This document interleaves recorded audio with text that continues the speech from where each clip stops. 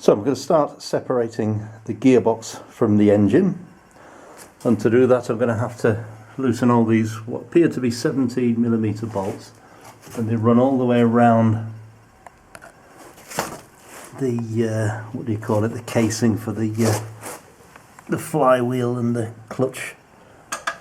So I'll proceed to undo that, undo all those nuts, all those bolts around there, and then try and separate the two. So I've removed all the bolts. Now remove the starter motor as well, which is held in by two long bolts and nuts down there. So what I'm going to try and do now is try and lever the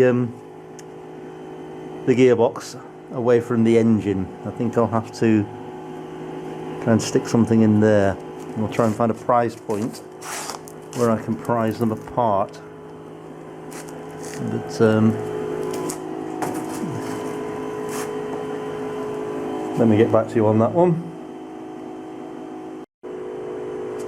So I just very gently tapped it apart, and as you can see it's starting to separate now, which is good.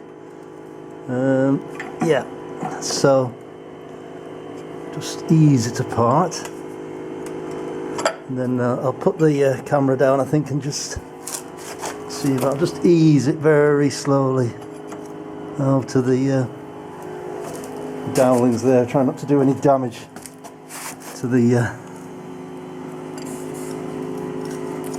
engine casing on. Yeah, let me put the. It's a little bit difficult to do this with only one hand, so I'm going to put the camera down and ease it apart. It's coming apart now quite easily. Almost there.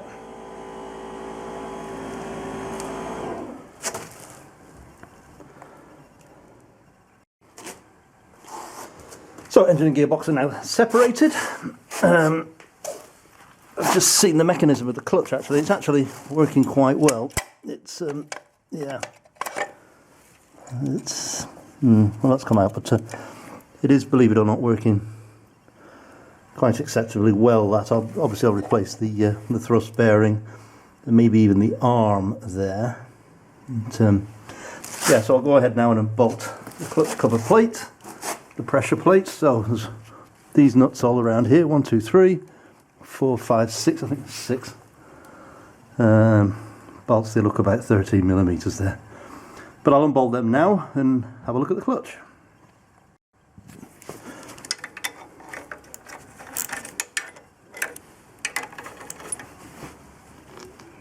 So I'm just easing them all out slowly and trying to ease them out evenly until it eventually will drop out.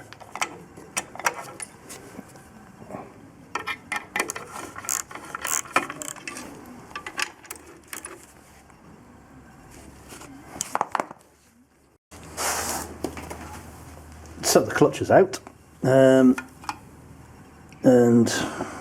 yeah, it wasn't actually seized, the clutch. It wasn't jammed to the flywheel like I thought it was. So,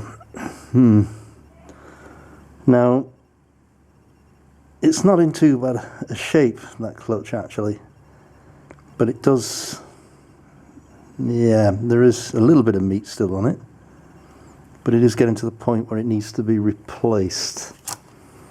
So checking the flywheel, it's a little bit of scoring on the flywheel, but it's not too bad, and I will probably keep the flywheel as spigot bearing. This thing here, that dropped out probably with the when I was removing the gearbox case, but it's always worth replacing those bearings when the engine comes apart, even though it actually feels pretty good. Very little roughness and in pretty good nick. So what I'll do is then, I don't know if I can test this pressure plate somehow and see if it's operating properly, but if that pressure plate is actually working properly, then the problem here is likely to be with a bent clutch pedal. So that's another thing I'm going to have to check. But anyway, as I said before, there was almost no movement in the clutch plate itself. So in the clutch pedal itself when I tested it. So yeah, either the pressure plate here underneath it is not working very well, or the problem must be the clutch pedal itself. But anyway, now that everything's off, I guess it would be a good idea to renew as much components here as possible, to leave me with a better, more life in the future. The other thing that's occurred to me here is that this job has been attempted in the past, and I suspect what the problem was is this clutch plate has been put in the wrong way round, and that's the reason why it wasn't operating properly. Now there's a theory, because I'm thinking that the clutch pedal was absolutely jammed solid and it wouldn't budge a centimetre. So that's what I'm actually thinking is wrong here.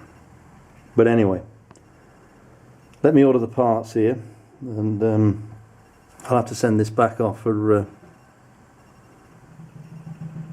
rebuilding it, whatever you call it, refurbishment at Lotus Bits. They'll give me an exchange with new ones. So I guess I'll have to wait a few weeks or whatever until that arrives, and I can start assembling that and then concentrate on some of the other jobs on the engine.